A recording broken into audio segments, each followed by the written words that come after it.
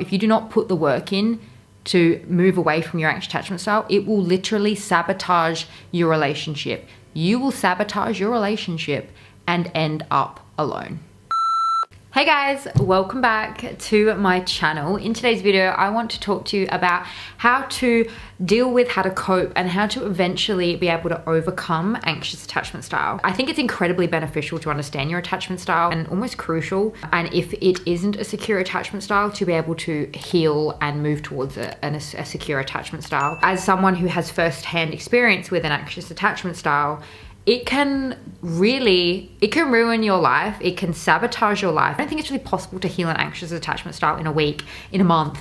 You're not just going to be able to read a book or listen to a video or a podcast about anxious attachment style just because you understand anxious attachment style and just because you recognize you have one. I don't think that's enough to heal it. You actually have to put in the work, and a lot of that can take months, years even. And I just want to also start by saying that if you feel like your anxious attachment style is quite detrimental to your mental health, or it's very much a strong part of your life and you are unable to overcome it on your own, I definitely advocate for therapy. And I think that working with a therapist in dealing with anxious attachment style and being able to overcome it is very, very beneficial. So that's always an option, and I just wanted to put that out there. I think I've got like maybe 5 or 6 things that you can do to be able to heal and start the journey of overcoming your anxious attachment. A little bit about anxious attachment. I'm sure maybe you've heard about it before. If not, I'm going to have a few links to articles and maybe even a quiz that you can take if you're interested in knowing what your attachment style is. It can very much translate in a relationship to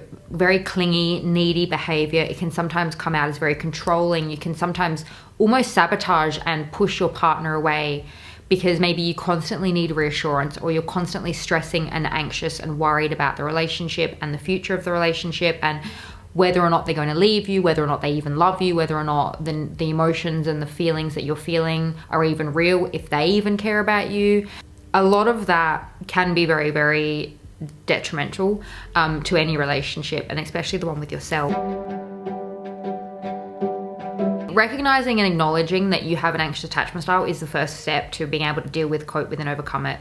I spent most of my 20s ignoring it, hiding from it, like pretending it didn't exist, pretending it didn't matter. And I think first of all, recognizing, acknowledging it, and actually being able to accept it is something that's really, really important. You can listen to all the podcasts, you can read all the books, you can watch all the YouTube videos about attachment style. Understanding it, knowing it, accepting it, it's not the same as putting in the work. You really need to put in that hard work to be able to gradually move to a more secure attachment style. So of course, the first step is in some ways easy, because you know all you're doing is accepting it and reading up on it, but it's also kind of difficult on the other end, because you know sometimes maybe you might be someone who doesn't want to admit it, you don't want to acknowledge it, maybe you have a lot of shame or embarrassment surrounding it. But once you can acknowledge it, once you can accept it and read up on it and understand it, it's going to make the next few steps a lot easier. One of the best ways to overcome an anxious attachment style is to find somebody with a secure attachment style. If you're single, being able to find someone and be in a relationship with someone who has a secure attachment style is one of the greatest things that you can do, because it actually, I think, helps you to see and experience quicker what a healthy attachment looks like. And you see it close up, you experience it, you can mirror it, it's like almost like a role model for you. See how a secure attachment style thinks, acts, works. Finding someone with a secure attachment style can really help your journey in growing more secure.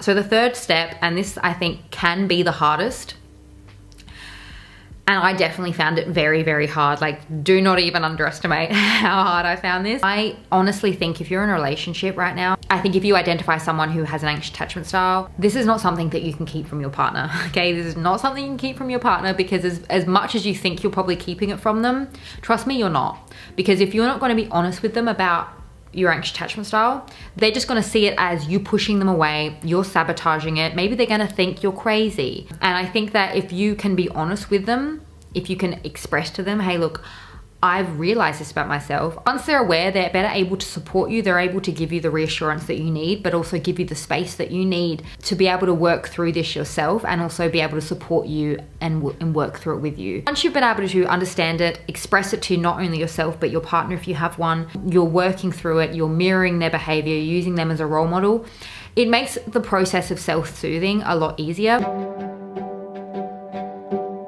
Your ability to self-soothe really needs to take a front seat during your process of moving to more of a secure attachment style.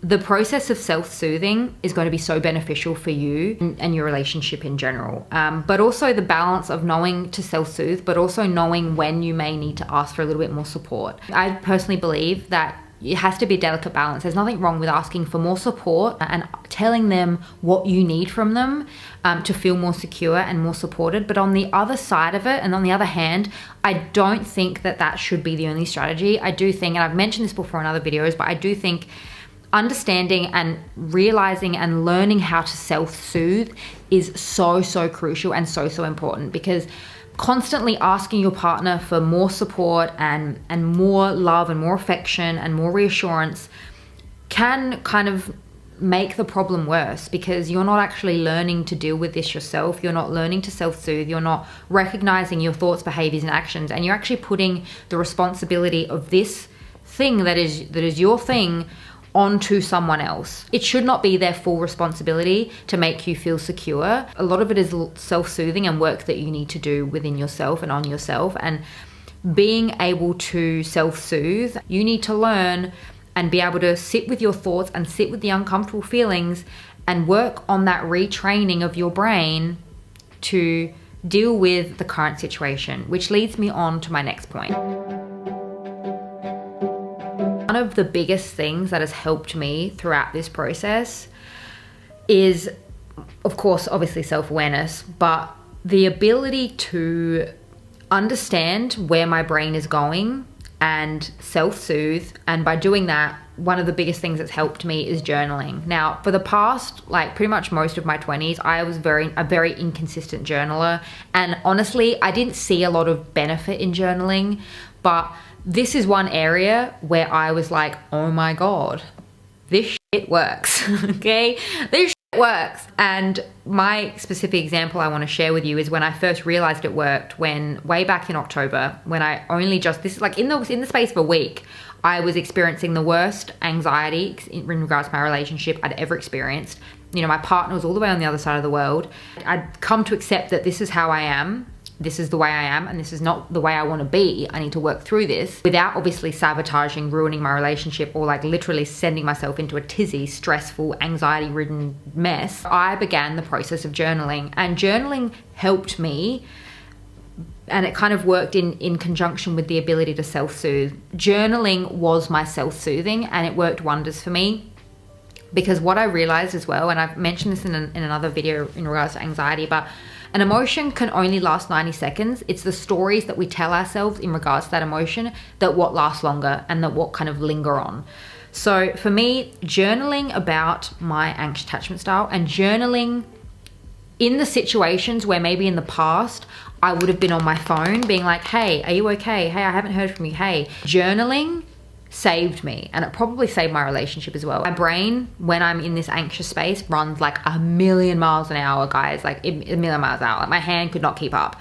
So typing was the quickest way to get it out. I pulled out my laptop midnight, I opened a Word document, and I just like the fastest, I was like that crazy cat. I remember I was giggling to myself at the time because I was like, I've written like 3,500 words in 20 minutes. And I just remember back in my uni days when I would struggle to write like 100 words for an assignment.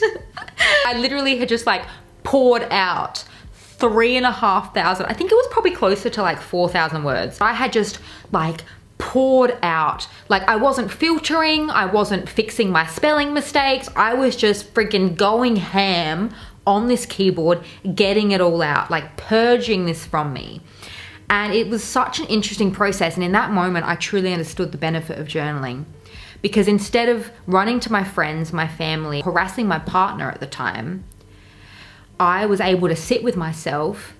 And it was so interesting after I finished this whole journaling process. And once I finished, I stopped and I just immediately felt so much better. And I read back what I'd written, and it was just so incredible to see how throughout the words, my thoughts were like just calming down, and throughout the reasoning, my thoughts were calming down. I started off my journaling like, oh my God, I feel this. Oh my God, I feel that. Like, blah, blah, blah, blah, blah. So much like intense anxiety.